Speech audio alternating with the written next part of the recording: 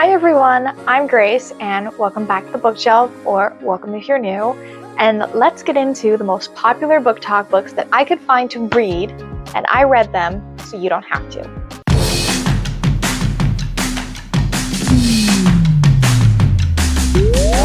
Hello and welcome back, welcome if you're new, and I took it upon myself to go to BookTok and find like the most popular books people have been talking about from a couple different genres, but not the ones that you would expect, like Court of Thorns and Roses, the seven Husbands of Evelyn Hugo, or whatever it is.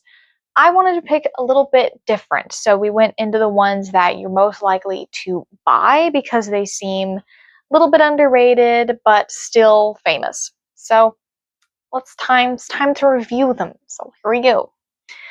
First one I read was Betting on You by Lynn Painter. And just to clarify, I've read all of Lynn Painter's books so far. I'm very excited to read Fake Skating because despite the fact that reviews tend to be about like authors that maybe are overrated on BookTok, I actually don't hate Lynn Painter's books. I actually really loved Better Than the Movies and The Do-Over. Nothing like the movies, had some things that I could have lived without, if I'm being honest. But overall, not a bad book. I really loved it. Just some slight issues about consent that I was kind of like, but Betting on You is what we're talking about today because I kind of researched, okay? I put on my detective goggles, got out my notepad, and I researched some things. And on Pinterest, the girls love this book, okay? There are like mood boards and compilations and edits from TikTok about Betting on You, and I have perused all of them. So, it's sort of like my full-time job now is like finding edits to back up my claims. That's my research now. My thesis, if I get into master's program, like my thesis is going to be TikTok edits. So, Betting on You by Lynn Painter. In case you don't know, it is a fake dating book. Fake dating is like sci-fi in the 80s. Like, it is just everywhere. I cannot describe to you how difficult it is to find a romance book that's not about either fake dating, enemies to lovers, or some kind of like hockey sports romance. Like, they are literally everywhere in Barnes and Noble. You can't escape it. And any other bookstore as well. So, Betting on You, I'll read you the back real quick. While moving to Omaha for her parents' sudden divorce, Bailey finds herself trapped for 10 hours with a cynical and obnoxiously opinionated stranger, the polar opposite of her careful, well-behaved, cheery temperament. So imagine her surprise when years later, Charlie turns out to be her coworker at her new job. This time around, they find themselves talking comfortably and even laughing.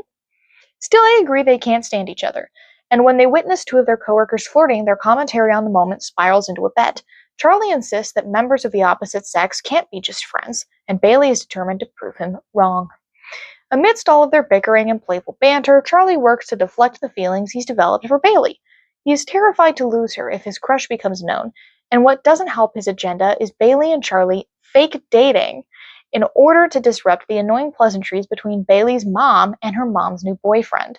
Soon what Charlie was hoping to avoid becomes a reality as Bailey starts to see him as not only a friend, but someone who can make her hands shake and heart race. Girls got it bad. But Charlie has a secret that involves Bailey and another bet Charlie may have made. Can the two make a real go of things, or has Charlie's secret doomed them before they can even start? Now, I'm not gonna lie, when I found out about the bet part, I kind of got after flashbacks.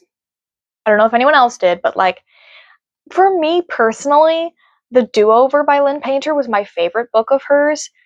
Anything to do with a bet, I sort of feel like it dehumanizes the romance. You know what I mean? I find it hard to believe that a romantic relationship that's lasting can be formed through a bet. And to be honest, I feel like the book kind of just glossed over it in the third act. Like, there were all these bets and like miscommunications and everything. Bets are not my jam. I feel like it feels like after, okay? It feels like after, and it's not my thing, okay? Feels like after. Feels like it's the guy being like, oh yeah, I'm so cool and smart. I can take advantage of this girl. And then he does, and then he's like, but wait, now I think that she's cute and I want to date her. And then the girl's like, well, okay. And it's just it's just a little bit weird to me.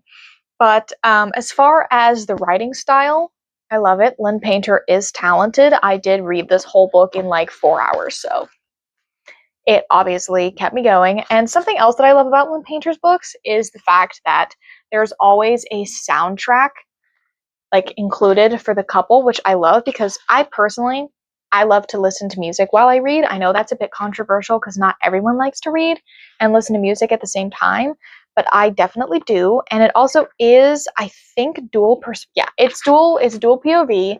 So you get Charlie's perspective in one chapter and then Bailey's in the next chapter. And it's actually really cute. I do like it. But I also thought that, okay, I actually just remembered this because I randomly turned to chapter 14 and I saw exactly what I was going to talk about.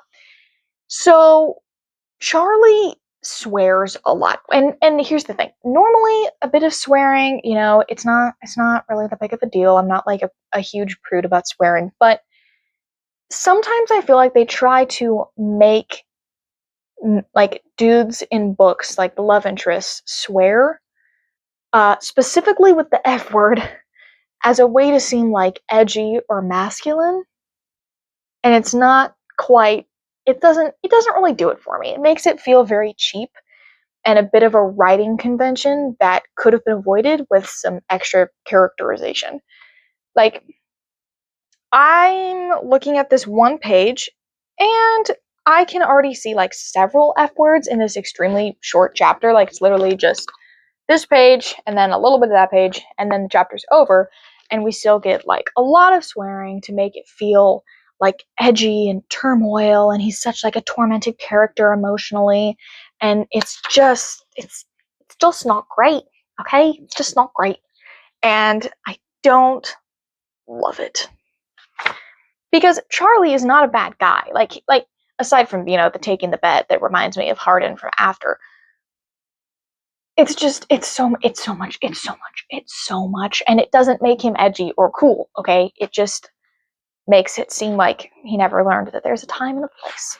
But Betting on You, not a bad book, okay? It's a good book. I like it. The spice, I would say, is maybe like out of, I think it's like the 5 chili peppers, I would give this like a 1, okay? There is no sex. There's like a couple of like almost smooshies, but there's some like heavy making out sort of, but nothing explicitly sexual. So if you're sensitive to spice, this should be okay for you. But obviously it's a personal thing, so let me know. Next book.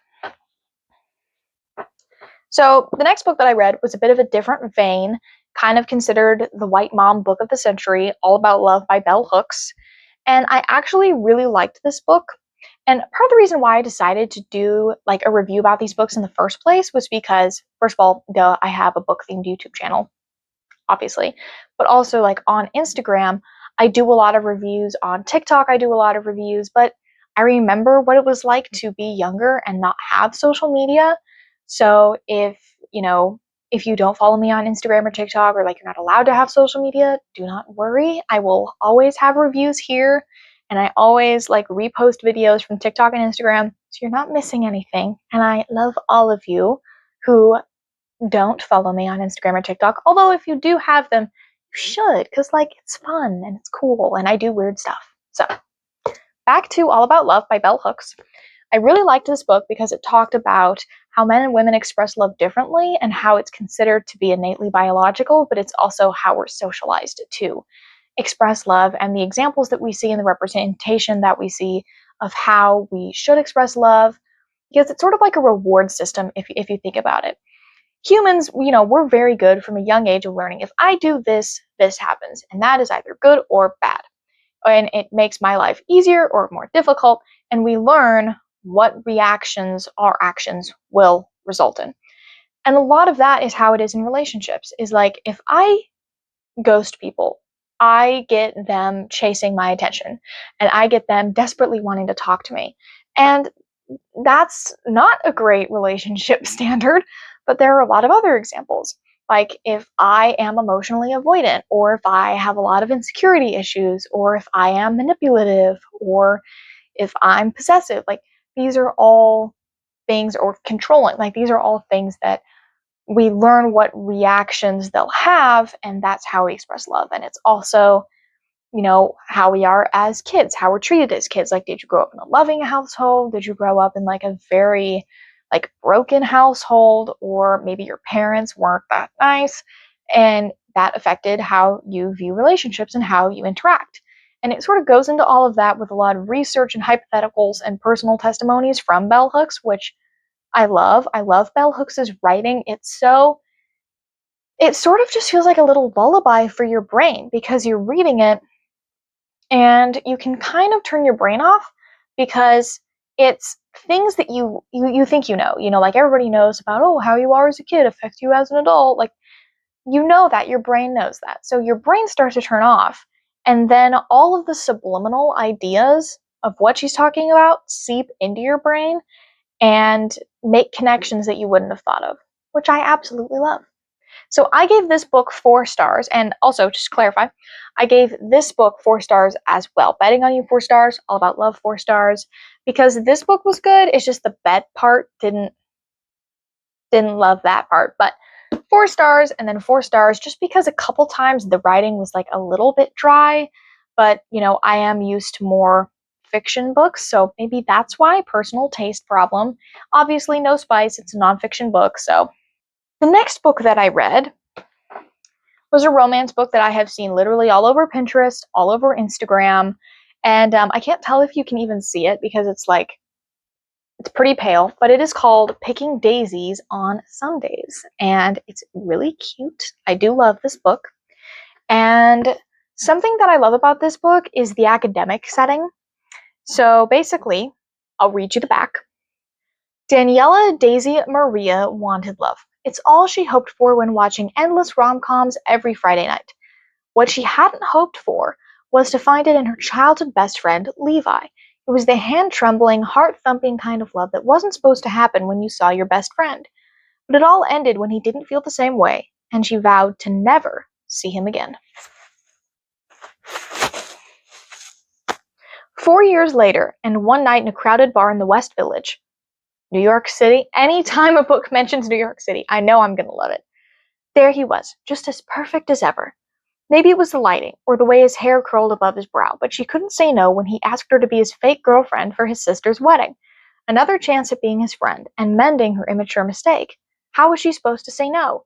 The weight of possible rejection from her dream grad school quickly became the least of her problems, with old resurfacing feelings at every staged romantic interaction and stolen glance. She struggles to find confidence. She couldn't help but think that maybe she should have said no to protect her heart for a second time.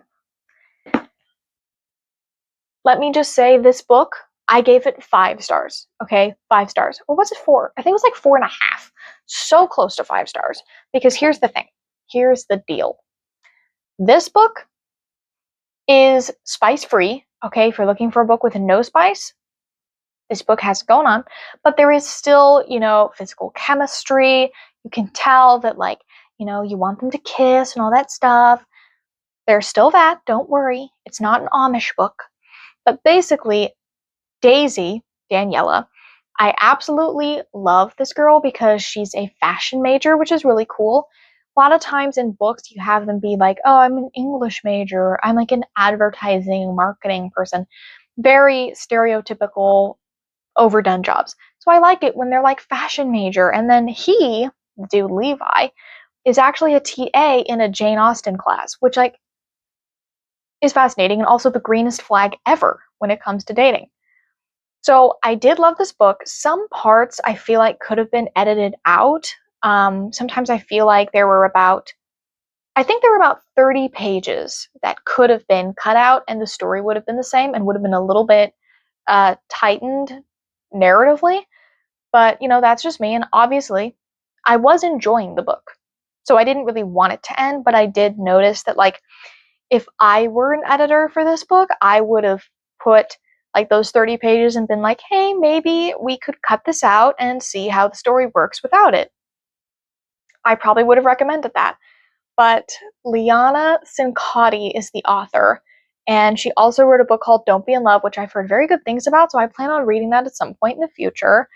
This does seem to be like independently published, so if you want to support an indie author, I think she's doing a great job because I've seen this all over Pinterest. The spine is like a really cute shade of pink that's different than the main cover. A lot of romance books, they rely on a lot of banter, and sometimes the banter feels like every other romance book that you've ever read or every other 90s rom-com.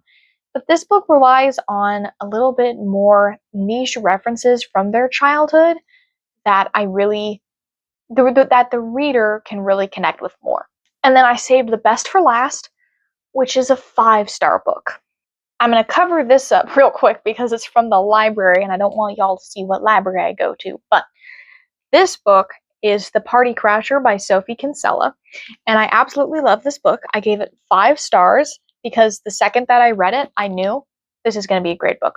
So, for a bit of clarification, Sophie Kinsella is a British author, and I love British books. If you know anything about me, you know I love an English book. Okay, you know I love a London boy.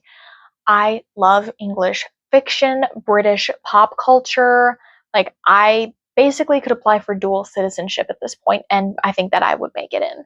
So I'm going to read you the back of the book real quick. It's been almost 2 years since Effie's beloved parents got divorced, destroying the image of the happy, loving childhood she thought she had. Since then, she's become estranged from her father and embarked on a feud with his hot and much younger girlfriend, Krista. And now, more earth-shattering news. They've sold Green Oaks, the rambling Victorian country house Effie has always called home. When Krista decides to throw a grand house-cooling party, Effie is originally left off the guest list, and then receives a last-minute anti-invitation. Maybe it's because she called Krista a gold digger, but Krista totally deserved it, and it was mostly a joke anyway. Effie declines, but then remembers a beloved childhood treasure is still hidden in the house. Her only chance to retrieve it is to break into Green Oaks while everyone is busy celebrating. As Effie sneaks around the house, hiding under tables and peeping through trapdoors, she realizes the secrets Green Oaks holds aren't just in the dusty passageways and hidden attics she grew up exploring.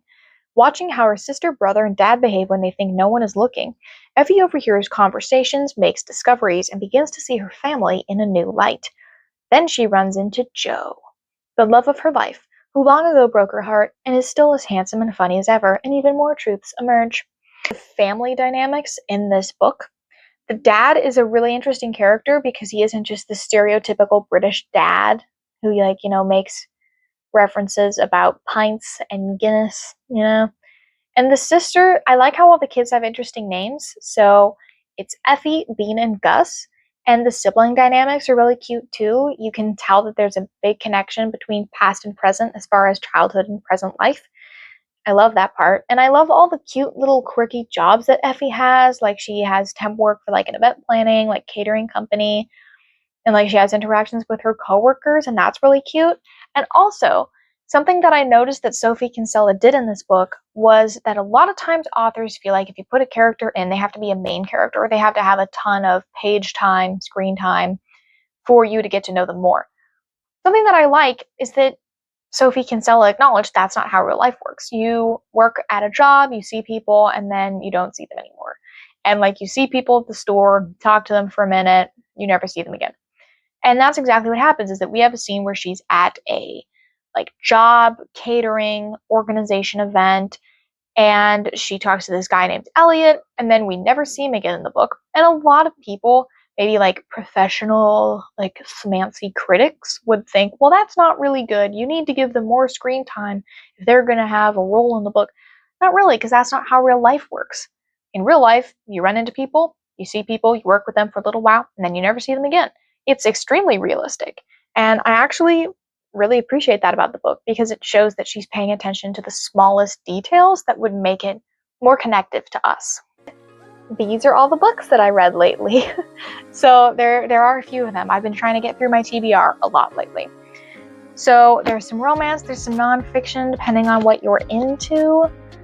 So let me know if you've read any of these, or if you want me to do like any other reviews of books that you've read or either loved or hated. And thank you so much for watching. Make sure to like, subscribe, follow me on Instagram so you can be included in like community type videos.